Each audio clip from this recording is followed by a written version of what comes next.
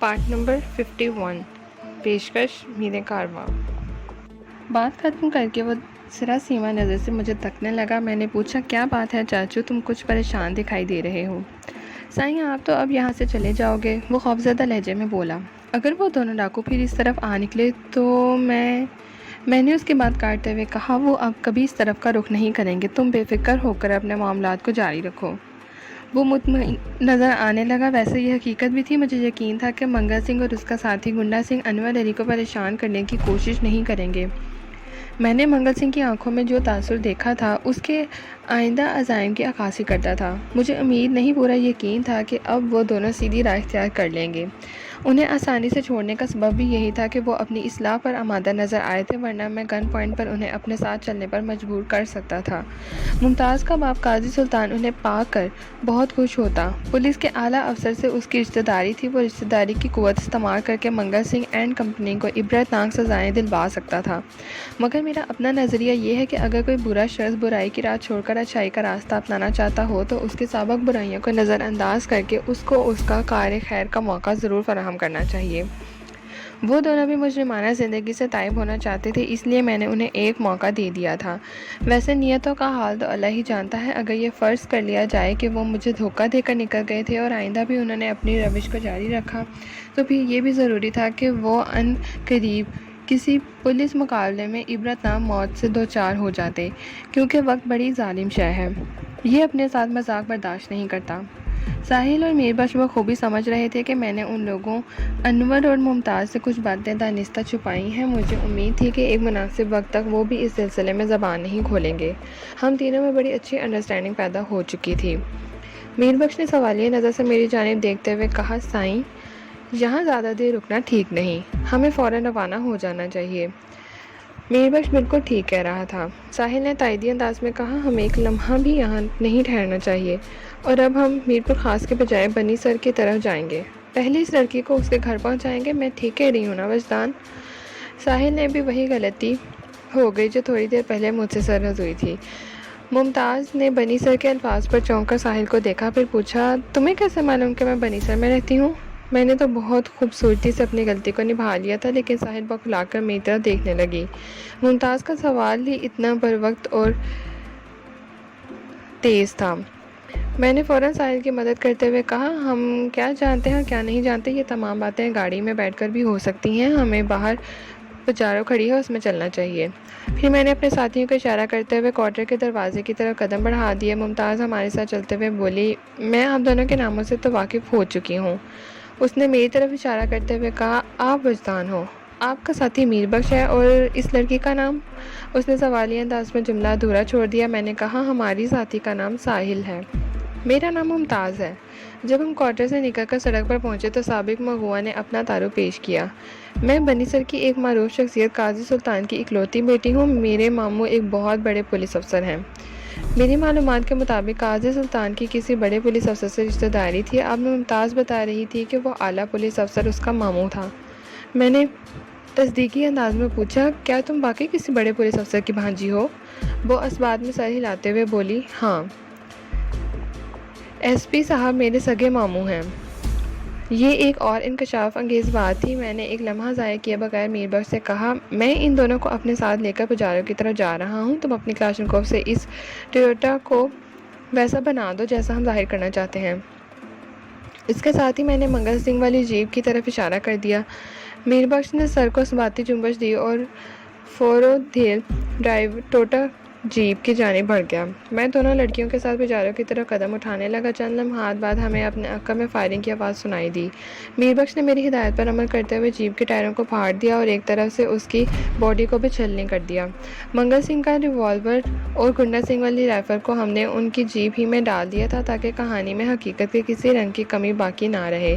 जिस वक्त इंसान जान बचाकर भाग रहा होता है तो अपनी जान के सिवा वो हर शय को भूल जाता है।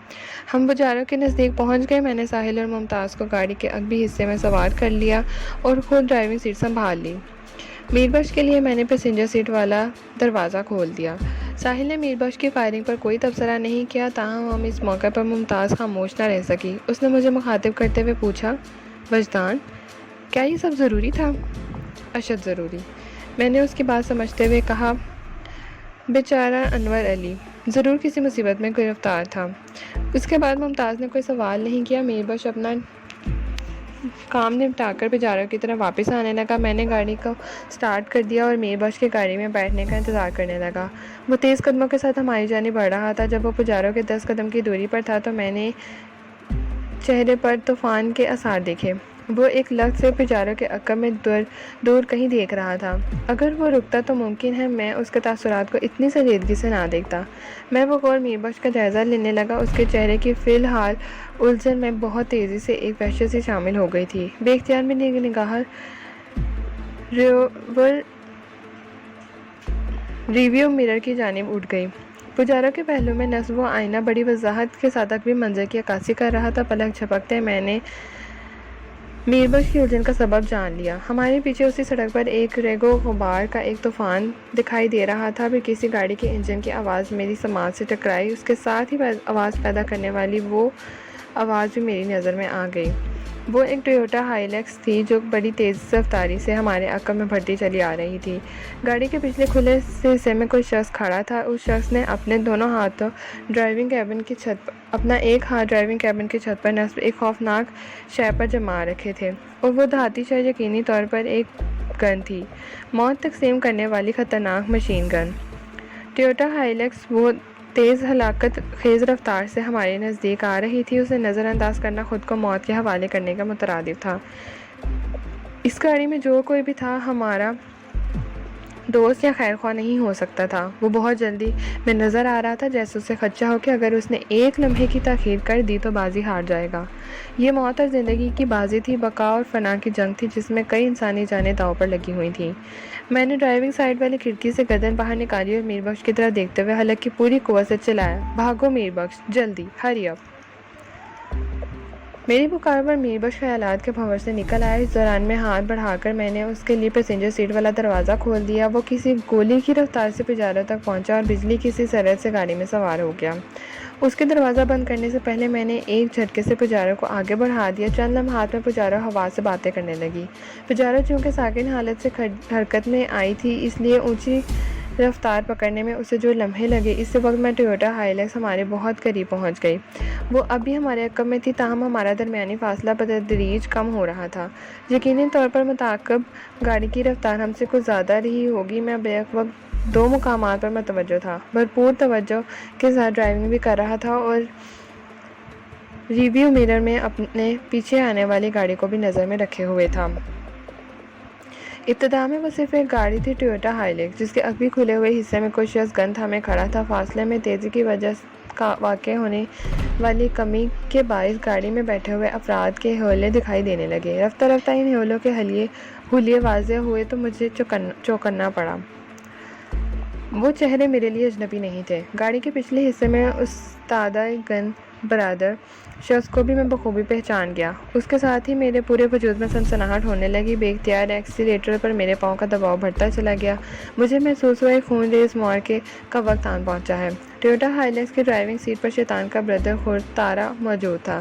اس کے برابر میں پیسنجر سیٹ پر وڈیرہ اکبر سومر نظر آ رہا تھا، جبکہ عقبی حصے میں گن برادر وہ شخص وڈیرے کا گارڈ تھا۔ وڈیرے کے ساتھ آنے والے 4 ہواریوں میں سے صرف یہی شخص زندہ بچا تھا۔ باقی 3 ڈی ایس پی کے سیکیورٹی گارڈز کی گولیوں کا نشانہ بن گئے تھے۔ تارا وڈیرے کا مہمان تھا، اس لیے میں اسے اس کے ہواریوں میں شمار نہیں کر رہا۔ اس کے زخمی سر پر پٹی بدستور موجود تھی۔ میری طرح میر بخش نے بھی حالات کی سنگینی کو پوری طرح محسوس کر لیا۔ یقیناً خون اس کی رگوں میں اچھل کر رہ گیا ہوگا۔ اکبر سومر ایک طویل عرصے تک اس کا انداتا رہا، تاہم حالات کی بے رحمی نے میر بخش کو وڈیرے کے سامنے لا کھڑا کر دیا۔ وہ اس وقت انتہائی مستعد نظر آ رہا تھا۔ کلاشنکوف کو اس نے بڑے چوکس اور ماہرانہ انداز میں ریڈی کر لیا۔ میری پوری کوشش تھی کہ دونوں گاڑیوں کے درمیان فاصلے میں اضافہ جاری رہے۔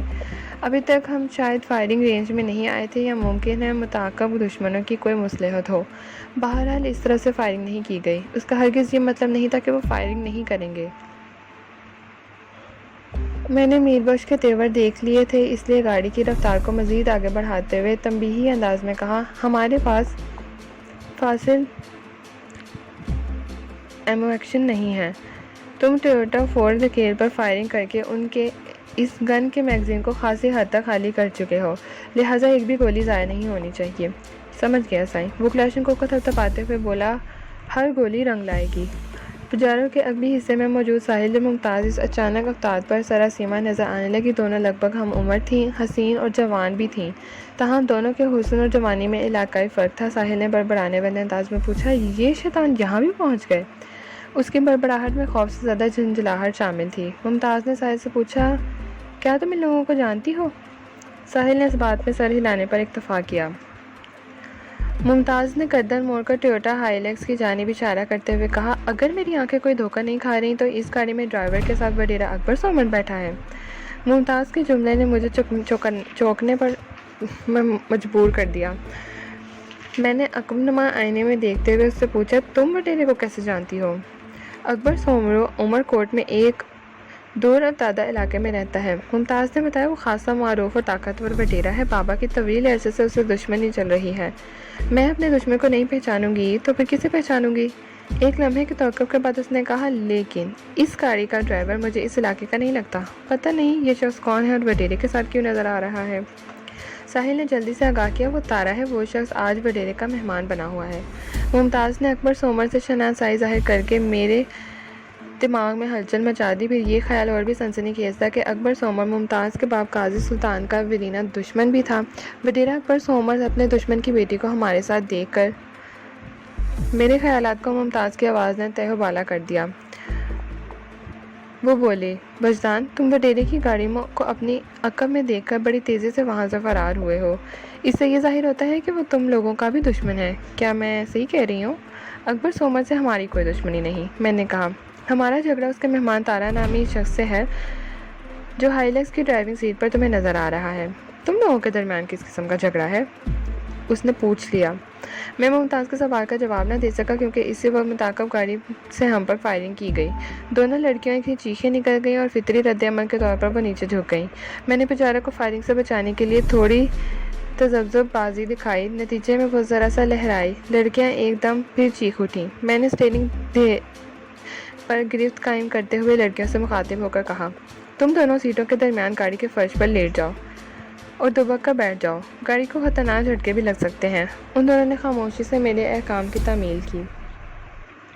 میر بخش نے کہا، سائیں سامارو، یہاں سے زیادہ دور نہیں، ہمیں جو بھی کرنا ہے اسے پہلے ہی کرنا ہے۔ تم ٹویوٹا ہائیلیکس کو تعاقب سے روکو، میں نے کہا۔ میں گاڑی کی رفتار بڑھا کر ان سے دور نکلنے کی کوشش کرتا ہوں۔ متعاقب خطرناک حد تک رفتار کو بڑھا رہے ہیں۔ میر بخش نے کہا، ہم زیادہ دیر تک ان کی فائرنگ رینج سے باہر نہیں رہ سکتے۔ میں نے کہا، اسی لیے تو کہہ رہا ہوں انہیں جلد از جلد تعاقب سے روکنا ہے۔ سائیں، میر بخش سنجیدگی سے بولا، انہیں روکنے کے لیے فائرنگ بہت ضروری ہے۔ پرواہ نہیں، میں نے فیصلہ کن انداز میں کہا، ناگزیر کام ہر صورت میں ہونا چاہیے۔ یہ بات بالکل درست ہے، لاتوں کے بت باتوں سے نہیں مانتے۔ دنیا کی کوئی دلیل انہیں قائل نہیں کر سکتی، وہ صرف جوتے کی زبان سمجھتے ہیں۔ میر بخش مسرور لہجے میں بولا، یہ تو آپ بالکل ٹھیک کہہ رہے ہیں سائیں۔ وڈیرا اکبر سومر واقعی ایک بھوت ہے، بہت بڑا بھوت، اسی لیے وہ خود کو بہتار کہلاتا ہے۔ اس کو اتنے لاتے اور جوتے پڑنے چاہیے کہ وہ باتوں کے قابل نہ رہے۔ میرا اشارہ در حقیقت تارا کی جانب تھا، مگر میر بخش اسے اپنے دل کی بات سمجھتے ہوئے وڈیرے کی طرف لے گیا۔ میں نے کہا، کس کے قابل نہ رہے؟ باتیں کرنے کے یا باتیں سننے کے؟ دونوں کے، وہ ٹھہرے ہوئے لہجے میں بولا۔ میں نے کہا، میں نے خون خرابے سے بچنے کی حتی المکان کوشش کر لی، مگر یہ حرامی خون تارا اپنی تمام تر خرابیوں کے ساتھ ہمارے تعاقب میں لگا ہوا ہے، اس لیے اب خون خرابہ تو ہوگا اور بہت ٹھیک ٹھاک ہوگا۔ میرا اشارہ پا کر میر بخش نے اپنے جسم کو مخصوص زاویے پر موڑا اور کلاشنکوف کو اپنی سائیڈ والی کھڑکی سے تھوڑا باہر نکال کر لیا، مگر ٹریگر دبانے کی نوبت نہ آئی۔ اسی وقت پجاروں کا عقبی شیشہ ایک جھناکے سے دھماکہ کے سے چکنا چور ہو گیا۔ جدید محفوظ شیشے بڑے منفرد انداز میں ٹوٹتے ہیں۔ میر بخش کی حرکت کو یقینی طور پر متعاقب گاڑی کے گن برادر شخص نے نوٹ کر لیا۔ اس کی کلاشنکوف سے نکلنے والی بیشتر گولیاں ضائع ہو گئیں، تاہم ایک آدھ پجاروں کی باڈی کے عقبی حصے پر ضرور لگی تھی، جس کی وجہ سے وہ شیشہ اب اپنا وجود کھو چکا تھا۔ اس فائرنگ پر دونوں لڑکیاں پھر چیخ اٹھیں۔ تاہم انہوں نے عقل مندی کا مظاہرہ کیا اور سیٹوں کے درمیان دبکی بیٹھی رہیں۔ ان کا چیخنا ایک بے ساختہ عمل تھا۔ وہ اپنی جگہ پر جمے رہنا یہ ظاہر کرتا تھا کہ انہوں نے حالات کی سنگینی کو خود پر طاری نہیں ہونے دیا۔ وہ ہر قسم کی صورتحال کا مقابلہ اور سامنا کرنے کے لیے ذہنی طور پر تیار ہیں۔ میر بخش نے اس موقع پر ذرا سی بھی سستی نہیں دکھائی۔ کھڑکی سے باہر نکلی ہوئی کلاشنکوف سے اس نے متعاقب ٹویوٹا ہائیلیکس پر فائرنگ کر دی۔ اس نے نیتن نشانہ تو وڈیرے کو بنایا تھا، لیکن وہ ایک متحرک ٹارگٹ تھا۔ تارا گاڑی کو دائیں بائیں لہراتے ہوئے ڈرائیونگ کر رہا تھا، اس لیے وہ فائرنگ سے محفوظ رہے۔ تاہم اتنا ضرور ہوا کہ ان کی گاڑی کی رفتار قدرے کم ہو گئی، جس کی وجہ سے ہمارا درمیانی فاصلہ بڑھ گیا۔ دونوں گاڑیاں آگے پیچھے لہراتے ہوئے اس مختصر سی سڑک پر رواں دواں تھیں۔ ریلوے کراسنگ پر پہنچنے سے قبل ریلوے ٹریک سڑک کی دائیں جانب ساتھ ساتھ متوازی چل رہا تھا۔ کراسنگ کے بعد یہی پٹری سڑک کی بائیں جانب آ گئی تھی، تاہم اب وہ متوازی نہیں رہی تھی، بلکہ بتدریج سڑک اور ریلوے ٹریک میں فاصلہ بڑھتا جا رہا تھا۔ میر بخش کی زبانی مجھے معلوم ہوا کہ سمارو کے بعد وہ پھر متوازی ہو جائیں گی اور کزی کے مقام پر انہیں آپس میں مل جانا تھا۔ پجارو کا عقبی شیشہ ٹوٹنے کے باعث وہاں ایک وسیع خلا نمودار ہو چکا تھا، جس کی وجہ سے ہم زیادہ غیر محفوظ ہو گئے تھے۔ میر بخش نے اس خلا کے پار ٹویوٹا ہائیلیکس کو نشانے پر رکھتے ہوئے کہا، سائیں، یہ تعاقب اگر اسی طرح جاری رہا تو کبھی ختم نہیں ہوگا۔ اس کے لہجے سے تشویش عیاں تھی۔ میں نے کہا، میں بھی اس کار چیزنگ کے حق میں نہیں ہوں۔ پجارو کے پچھلے حصے میں پیٹرول سے بھرے 2 چھوٹے کین موجود ہیں۔ 10 لیٹر پیٹرول کا یہ ننھا سا ذخیرہ ہمارے لیے موت کا پیغام ثابت ہو سکتا ہے۔ اس ہائی آکٹین گیسولین کو کوئی گولی چھو کر بھی گزر گئی تو یہ گاڑی آگ کا گولہ بن جائے گی۔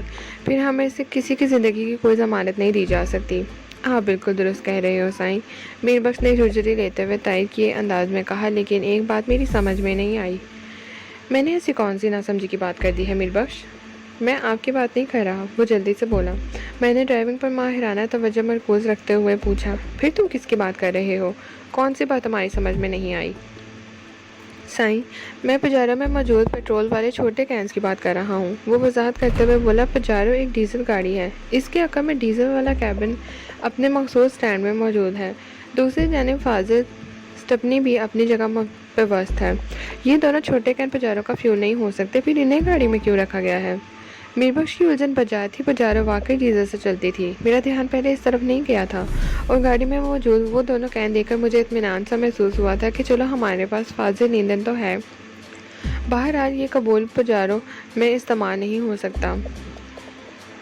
میں نے میر بخش سے کہا، تم اس الجھن میں نہ پڑو کہ پیٹرول والے چھوٹے کین پجارو میں کیوں رکھے گئے ہیں، ان کے بارے میں بعد میں بھی سوچا جا سکتا ہے۔ فی الوقت ہمیں جلد از جلد ان لوگوں سے چھٹکارا حاصل کرنا ہے۔ اوکے سائیں، میر بخش نے گہری سنجیدگی سے بولا۔ آپ پجارو کی رفتار کو تھوڑا کم کر کے ان کی گاڑی کو فائرنگ رینج میں لاؤ، میں ٹویوٹا ہائیلیکس کے ٹائروں کا نشانہ بناتا ہوں۔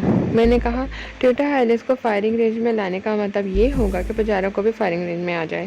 تمہارے ہاتھ میں کلاشنکوف ہے تو دوسری جانب بھی کلاشنکوف برادر موجود ہے۔ جب دونوں گاڑیوں سے فائرنگ کی جائے گی تو نقصان بھی یقیناً 2 طرفہ ہوگا۔ یہ رسک تو لینا ہی پڑے گا سائیں، میں نے کہا۔ پجارو کی پشت پر ڈیزل والا کین بھی بندھا ہوا ہے، ابھی تک وہ فائرنگ سے محفوظ رہا ہے، لیکن یہ ضروری نہیں کہ وہ آئندہ بھی محفوظ رہے گا۔ گولی لگنے سے ڈیزل آگ نہیں پکڑے گا، میر بخش نے گمبھیر لہجے میں کہا۔ اگر پجارو والا کین پھٹ گیا تو ٹویوٹا کے لیے مصیبت بن جائے گا۔ میں تو کہتا ہوں کین کو فائرنگ کی زد میں ضرور آنا چاہیے۔ میں میر بخش کی بات کو پوری وضاحت کے ساتھ سمجھ رہا تھا۔ پجارو کی پشت پر بندھے ہوئے ڈیزل کین میں اگر فائرنگ سے سوراخ ہو جاتے تو سارا ڈیزل سڑک پر بہہ جاتا، جس کے سبب ٹویوٹا ہائیلیکس کے ڈرائیور تارا کو محاورتاً نہیں بلکہ حقیقتاً دل میں تارے نظر آ جائیں گے۔ وہ جس رفتار سے گاڑی ڈرائیو کر رہا تھا، چکنی سڑک کے باعث اس کا الٹنا یا کم از کم بری طرح پھسلنا لازمی تھا۔ میں نے پجارو کے عقبی حصے میں روح پوش دونوں لڑکیوں کو مخاطب کرتے ہوئے کہا، تم کسی بھی صورت وہاں سے باہر نکلنے کی یا سر اٹھانے کی کوشش نہیں کرو گی، ورنہ پچھلی گاڑی سے آنے والی گولیوں کی بوچھار تمہاری زندگی کو چاٹ جائے گی۔ ہم تمہارے حکم کا انتظار کریں گے، ساحل نے مضبوط لہجے میں کہا۔ تم لوگ جو کچھ کرنا چاہتے ہو کر گزرو۔ ساحل کی آواز میں بلا کا عزم موجود تھا۔ اس بات نے مجھے پرسکون بخشا۔ میں اس سے ایسی ہی بہادری اور جسارت اور جرأت کی توقع رکھتا تھا۔ وہ میری توقع پر پوری اترتی رہی۔ ممتاز نے کہا، وجدان، تارا اگر تمہارا دشمن ہے تو وڈیر اکبر ہمارا دشمن ہے، گو وہ دونوں اجتماعی طور پر ہمارے دشمن ہیں۔ اس معرکے میں میرے لیے کیا حکم ہے؟ تم نے ڈاکوؤں کو جنگل میں اتنے دن گزار کر مجھے بہت بڑا کارنامہ انجام دے دیا ہے۔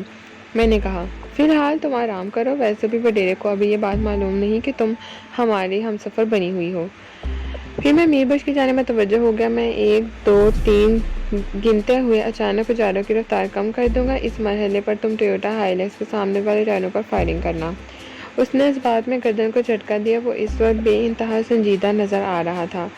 جب میں نے پہلے پہل ٹویوٹا ہائیلیکس کو اپنے طاقوں میں بڑھتے دیکھا تو یہی سمجھا تھا کہ ڈرائیونگ کیبن کی چھت پر کوئی گن نصب ہے، لیکن عذاب آج نزدیک آنے پر معلوم ہوا کہ وہ گن ایک کلاشنکوف تھی جو نصب نہیں تھی۔ وڈیرے کے محافظ نے اسے ہاتھوں میں تھام کر کیبن کے چھت پر ٹکا رکھا تھا۔ میر بخش نے مجھے بتایا کہ ٹویوٹا ہائیلیکس عام طور پر یہاں پولیس موبائل کی صورت میں استعمال ہوتی ہے یا پھر برادری کے لیے عموماً باڑے والے دودھ کے ڈرم ڈھونے کے لیے اس گاڑی کو استعمال کرتے ہیں۔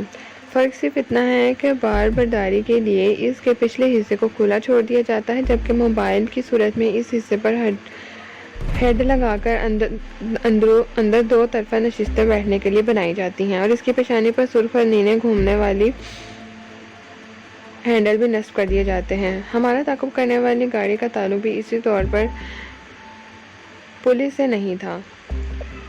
میں نے 3 تک گننے کے بعد اچانک پجارو کی سپیڈ کم کر دی۔ ایسا کرتے ہوئے میں نے گاڑی کو سڑک پر رکھتے ہوئے تھوڑا سائیڈ میں نکال لیا۔ میر بخش نے اس موقع پر نہایت ہی پھرتی سے متعاقب گاڑی کے ٹائروں کو نشانہ بناتے ہوئے فائرنگ کی۔ دوسری جانب سے جوابی فائرنگ کی گئی۔ یہ فائرنگ ہمارے لیے بہت نقصان دہ ثابت ہوئی۔ گاڑی خوفناک انداز میں لہرائی۔ یقینی طور پر پجارو کا پچھلا ٹائر برسٹ ہو گیا تھا۔ اچھلتی کودتی سرکش گاڑی کو میں نے بڑی مہارت سے کنٹرول کیا۔ ٹائر پھٹنے سے ایک زوردار دھماکہ ہوا تھا جس نے گاڑی میں موجود دونوں لڑکیوں کو ایک مرتبہ پھر چیخنے پر مجبور کر دیا۔ گاڑی کو مزید آگے بڑھانا ممکن نہیں رہا تھا، چنانچہ میں نے بدوقت تمام اسے کچے میں ایک طرف روک لیا۔ اسی وقت میر بخش کی خوشی سے معمور آواز میری سماعت سے ٹکرائی، سائیں وہی ہوا جس کا امکان تھا۔ اس میں ایسی خوشی والی کون سی بات ہے؟ میں نے گردن گھما کر عقب میں دیکھتے ہوئے کہا۔ میر بخش کے جواب دینے سے پہلے ہی میں اس کی خوشی کی وجہ جان کے اسی وقت ٹویوٹا ہائیلیکس کے بریک چرچرائے۔ میں نے دیکھا وہ سڑک پر دور پھسلتی چلی جا رہی تھی، اور اس خطرناک پھسلن کا سبب وہ آئل تھا جو سڑک پر جا بجا پھیلا ہوا تھا۔ ہمارے دشمنوں کی فائرنگ سے پجارو کے پچھلے فٹ ڈیزل والا کین پھٹ گیا تھا۔ تھوڑی دیر پہلے ہمارے درمیان جو گفتگو ہو رہی تھی حالات اس کے بالکل مطابق پیش آئے۔ میں حیرت اور استعجاب سے پھیلتی ہوئی ٹویوٹا ہائیلیکس کو دیکھنے لگا۔ وہ سڑک پر رہتے ہوئے ہم سے تھوڑی آگے نکل گئی، مگر اس کی سپیڈ اتنی زیادہ تھی کہ سنبھلنے کی بجائے وہ الٹ گئی۔ اب وہ بھی پجارو کی طرح کچے میں اتر آئی تھی، لیکن پجارو کے بالعکس الٹی پڑی تھی۔ وہ بڑے نازک لمحات تھے۔ اس وقت سوچ بچار نہیں بلکہ عمل کی ضرورت تھی۔ دشمنوں کے سنبھلنے سے پہلے ہمیں ان کے سر پر پہنچ جانا چاہیے تھا۔ میں نے ساحل اور ممتاز سے مخاطب ہوتے کہا، ہم باہر جا رہے ہیں، تم دونوں گاڑی میں رہو گی اور اس طرح رہو گی کہ باہر سے نظر نہیں آؤ گی، سمجھ گئی؟ ممتاز خاموش رہی، تاہم ساحل نے کہا، وجدان میں بھی تم لوگوں کے ساتھ آتی ہوں۔ نہیں، تم وہاں سے یہاں زیادہ محفوظ ہو۔ میرے پاس بھی ریوالور ہے، وہ اصرار کرنے لگی۔ ضرورت پڑنے پر میں اسے استعمال کر سکتی ہوں۔ میں نے کہا، یہ ضرورت یہاں پجارو کے اندر بھی سامنے آ سکتی ہے۔ اس نے کچھ کہنے کے لیے منہ کھولنا چاہا، لیکن میں نے حتمی انداز میں اسے خاموش کرا دیا۔ میں جو کہہ رہا ہوں بس اس پر عمل کرو۔ تم ہمارے ساتھ جاؤ گی تو ہماری مشکلات میں اضافہ ہو جائے گا۔ اس کے بعد وہ کچھ نہیں بولی۔ میں میر بخش کے ساتھ پجارو سے باہر نکل آیا۔ کلاشن کو بدستور اس کے ہاتھ میں تھی، مگر میں جانتا تھا اس ہتھیار میں کم گولیاں باقی ہوں گی۔ جو ریوالور اور ساحل کے قبضے میں تھا وہ مرتشی DSP کا تھا۔ یہ اشاریہ 3.2 کیلیبر کا ایک شاندار امپورٹڈ ریوالور تھا جس کی 2 گولیاں میں بنگلے سے نکلتے ہوئے جیپ کو بیکار کرنے میں استعمال کر چکا تھا۔ باقی 4 گولیاں اس وقت بھی ریوالور کے چیمبر میں موجود تھیں۔ ہم دونوں دوڑتے ہوئے الٹی ہوئی ٹویوٹا ہائیلیکس کے قریب پہنچ گئے۔ وہاں کی صورتحال خاصی دگرگوں تھی۔ گن برادر محافظ کہیں نظر نہیں آیا۔ اس کا ایک ہی مطلب تھا، وہ اپنی گن سمیت اس وقت گاڑی کے نیچے دبا ہوا ہوگا۔ میں نے جھک کر ڈرائیونگ کیبن کا جائزہ لیا۔ وڈیرا، اکبر، سومر تتارا اپنے نشستوں پر موجود تھے، تاہم وہ گاڑی میں بری طرح پھنس گئے تھے۔ وہ کسی مدد کے بغیر وہاں سے باہر نہیں آ سکتے تھے۔ وہ زندہ تھے مگر بہت مصیبت میں دکھائی دیتے تھے۔ میر بخش نے کہا، سائیں یہ اچھا موقع ہے، ہمیں فوراً آگے بڑھ جانا چاہیے۔ ہم آگے بڑھیں گے، میں نے کچھ سوچتے ہوئے کہا، لیکن اس سے پہلے ہمیں ایک ضروری کام کرنا ہے۔ کون سا ضروری کام؟ ٹویوٹا ہائیلیکس کو سیدھا کرنا ہے۔ مگر یہ تو ہمارے دشمنوں کی گاڑی ہے، وہ حیرت سے مجھے دیکھنے لگا۔ میں نے اس بات میں سر ہلا دیا۔ میں جانتا ہوں یہ دشمنوں کی گاڑی ہے، اسی لیے اسے سیدھا کرنا چاہتا ہوں۔ میں دوستی اور دشمنی میں ایک سلیقے کا قائل ہوں۔ آپ کی باتیں میری سمجھ میں نہیں آ رہی سائیں، آ جائیں گی گاڑی سیدھے ہونے کے بعد، میں نے ذومانی انداز میں کہا۔ جب تک ٹویوٹا ہائیلیکس الٹی رہے گی تمہاری کھوپڑی بھی اوندھی رہے گی۔ میری بش کی آنکھوں میں الجھن حل کوڑے لے رہی تھی۔ وہ لکنت زدہ لہجے میں بولا، سائیں کیا آپ واقعی؟ ہاں میں واقعی۔ میں نے سر کو اثباتی جنبش دی اور اس کام میں ایک لمحہ بھی ضائع نہیں کرنا چاہا۔ وہ فکر مند ہو گیا، مگر سائیں ہم 2 افراد اتنی بھاری گاڑی کو کیسے سیدھا کریں گے؟ میں نے کھوئے کھوئے انداز میں کہا، 2 نہیں صرف 1 فرد۔ وہ مزید حیران ہو گیا، وحشت زدہ نظر سے مجھے تکنے لگا۔ میں نے گمبھیر لہجے میں کہا، میر بخش تم جا کر پجارو کا پچھلا پہیہ تبدیل کر دو۔ گاڑی کے عقب میں فاضل سٹپنی موجود ہے، میں ٹویوٹا ہائیلیکس کو دیکھتا ہوں۔ میر بخش کی حالت اس وقت دیوانوں سی ایسی ہو رہی تھی۔ وہ میرے حکم کی تعمیل میں وہاں سے جانا بھی چاہتا تھا اور میری کارروائی دیکھنے کے لیے وہاں رکنا بھی چاہتا تھا۔ اس کا ذہن یہ بات تسلیم نہیں کر رہا تھا کہ میں تنہا اس گاڑی کو سیدھا کر دوں گا۔ میں نے میر بخش کی طرف دیکھے بغیر تحقیرانہ انداز میں کہا، ہمارے پاس وقت بہت کم ہے، تم جلدی سے پجارو کو سفر کے قابل بنا دو اور اس سے پہلے سڑک پر موجود آئل کو ریل سے ڈھک دو تاکہ کوئی اور گاڑی اس طرح پھسل کر تباہی کے دہانے پر نہ پہنچ جائے۔ یہ ایک اتفاق تھا اور خاصا سود مند اتفاق تھا کہ ابھی تک ہمارے سوا وہاں سے کوئی اور گاڑی نہیں گزری تھی۔ ایک تو وہ صبح کا وقت تھا، دوسرے وہ سڑک بھی کچھ زیادہ مصروف نہیں لگتی تھی۔ اس وقت ہم ریلوے کراسنگ اور سمارو کے درمیان تھے۔ میر بخش کو احکام دینے کے بعد میں چیت ہائیلیکس کی جانب متوجہ ہو گیا۔ وہ اتنی بھاری گاڑی تھی کہ میں اپنی جسمانی قوت صرف صرف کر کے اسے سیدھا نہیں کر سکتا تھا، چنانچہ اس نازک موقع پر میں نے چی کی قوت کو آزمانے کا فیصلہ کیا۔ میر بخش کی طرح ممکن ہے اور بھی بہت سے افراد یہ سوچ رہے ہوں کہ میں دشمنوں کی مصیبت کو رفع کرنے میں دلچسپی لے رہا تھا۔ مجھے بچ نکلنے کا ایک اچھا موقع میسر تھا، مجھے اس موقع سے بھرپور فائدہ اٹھانا چاہیے تھا۔ کسی سوچ پر پہرا یا پابندی نہیں لگائی جا سکتی۔ تارا میرا اور اکبر سومر میر بخش کا دشمن تھا۔ بٹیلے کا گارڈ چونکہ اپنے مالک کے حکم کا پابند تھا، اس لیے وہ بھی ہمارے دشمنوں میں شمار تھا۔ اگر میں انہیں موجودہ مصیبت سے نجات دلانا چاہتا تھا تو یہ بھی ان پر میرا ایک کاری وار ہی تھا۔ مصیبت زدہ پر احسان کرنا اسے بھری محفل میں 100 جوتے مارنے سے زیادہ مؤثر ہوتا ہے۔ دونوں گاڑیوں کے درمیان فاصلہ کچھ زیادہ نہیں تھا۔ الٹی ہوئی ہائیلیکس کے پہلو میں آ گیا۔ میں نے دونوں بازو ایک حد تک پھیلا کر اپنے ہاتھ گاڑی پر باڈی پر ٹکا دیے اور پھر توجہ اپنی گاڑی کے مرکز پر مرکوز کر دیا۔ کئی سال پہلے کسی سائنسدان نے بھاری سے بھاری چیز کو اٹھانے کے لیے فارمولا بنایا تھا۔ اس کا دعویٰ تھا کہ اگر دنیا سے کھڑے ہونے کی کوئی جگہ دی جائے اور ایک ایسی مضبوط سلاخ مہیا کی جائے جو اس کرۂ ارض کا بوجھ سہا سکتی ہو تو دنیا کو اس سلاخ پر اٹھا سکتا ہے، ایک مضبوط فلکرم کی وجہ سے۔ اس سائنسدان کے پیش کردہ قوت، وزن اور عزم کے فارمولے کو آج تک غلط ثابت نہیں کیا جا سکتا۔ ٹویوٹا ہائیلیکس کو چی کی قوت کی مدد سے سیدھا کرنا چاہتا تھا۔ چی کے استعمال کے لیے کسی سلاخ یا فلکرم کی ضرورت پیش نہیں آتی تھی، بلکہ اس کے لیے بنیادی طور پر صرف 2 چیزیں اہم ہیں، آپ کا ارتکاز توجہ اور مرکز توجہ۔ میں نے ٹویوٹا ہائیلیکس کے مرکز پر اپنی توجہ مرکوز کرتے ہوئے دونوں ہاتھوں کے پش سے سیدھا کرنا شروع کر دیا۔ میرے ذہن کا روشن حصہ کسی جنریٹر کی مانند توانائی فراہم کرنے لگا۔ یہ میری پختہ سوچ کی توانائی تھی جو میرے بازوؤں سے پھیلتے ہوئے ہاتھوں کے راستے گاڑی میں منتقل ہو رہی تھی۔ چی کی قوت عملی طور پر اسی طرح کام کرتی ہے۔ اس وقت میرے دونوں بازو کسی کار لفٹر کے انداز میں مصروف تھے۔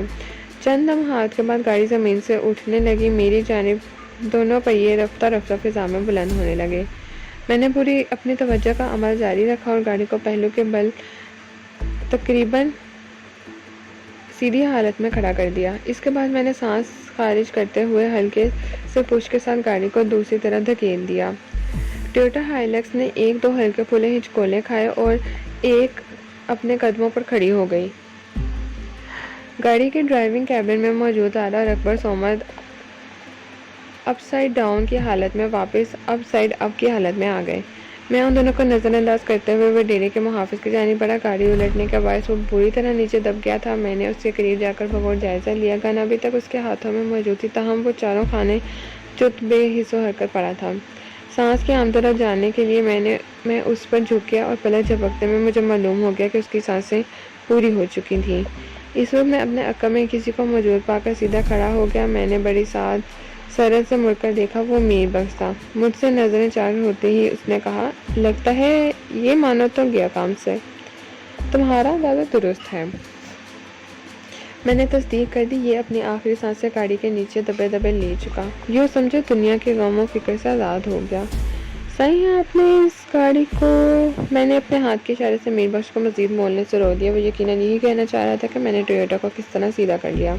اس قسم کی حیرانی آمیز اور تعجب خیز باتوں کا وقت نہیں تھا۔ میں نے تحقیرانہ انداز میں کہا، میں نے تمہیں پجارو کا سائیڈ ٹائر تبدیل کرنے کو کہا تھا اور تم ابھی تک یہی نظر آ رہے ہو۔ اسی کے ساتھ ہی پارٹ نمبر 51 اختتام پذیر ہوتا ہے۔ ناول کا بقیہ حصہ پارٹ 52 میں سماعت فرمائیے۔